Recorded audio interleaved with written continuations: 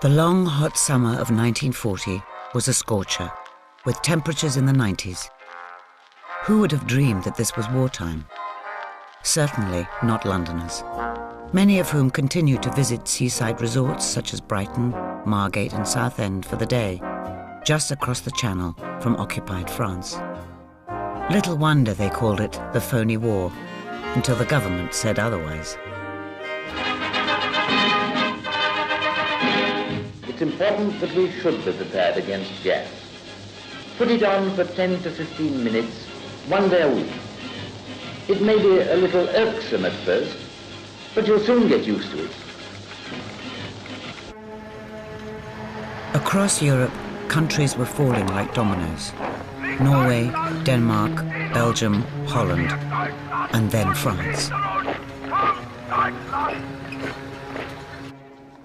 Here in London, unbeknown to most, the Port Authority was already preparing for war and the possibility of invasion.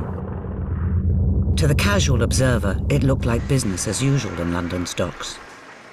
Amid the teeming quaysides and busy warehouses, an atmosphere of optimism prevailed.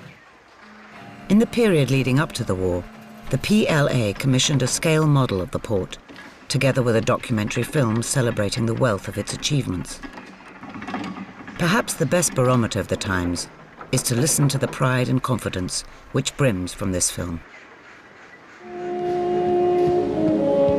Not only is London the greatest metropolis of the world, but also, and above all, it is a great seaport, a marine city whose main channels, tributaries and backwaters are crammed with traffic that passes to and from the open sea and through one of the most up-to-date dock systems in the world. London's port lay at the heart of a vast empire, a veritable warehouse of the world, which handled over a quarter of the entire nation's imports. Factories, engineering workshops, processing plants and shipyards lined the riverfront and nearby districts.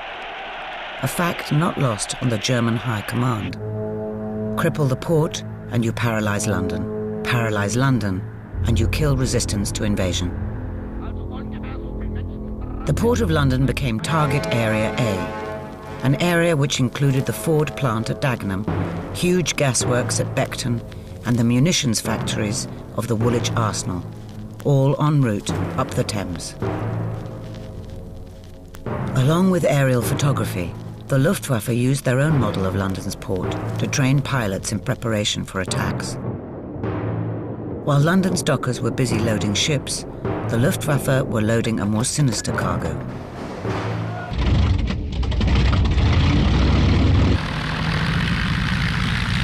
Saturday, the 7th of September, was another hot summer's day. Against the late afternoon sky, it was easy to mistake the silver glint of approaching planes for RAF maneuvers until the firestorm began. At about 5 p.m., the first of 400 Heinkel and Dornier bombers began their descent over London. Another 400 arrived around 8 p.m. to continue the attacks.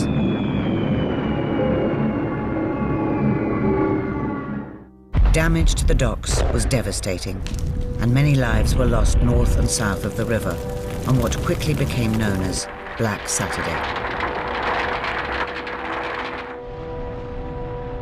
Incendiary attacks began fires which burned for 5 days.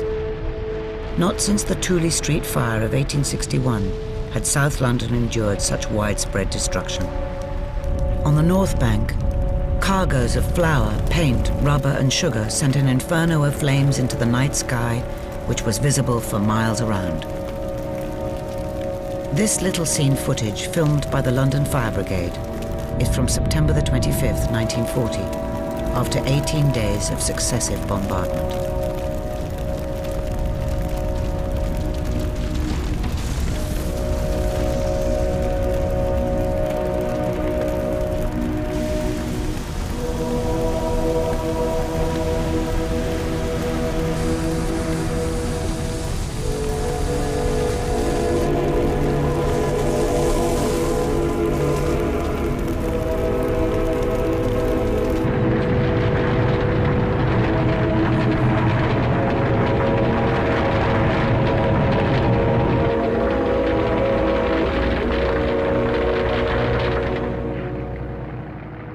In the aftermath, Prime Minister Winston Churchill toured the stricken areas. Travelling on the PLA launch Nore, he took to the Thames to review the damage inflicted by enemy action. Here, Churchill is seen examining damage to flour mills at the Royal Victoria Docks and the devastation inflicted on the nearby community of Silvertown. London and its port remained a prime target for the next 4 years.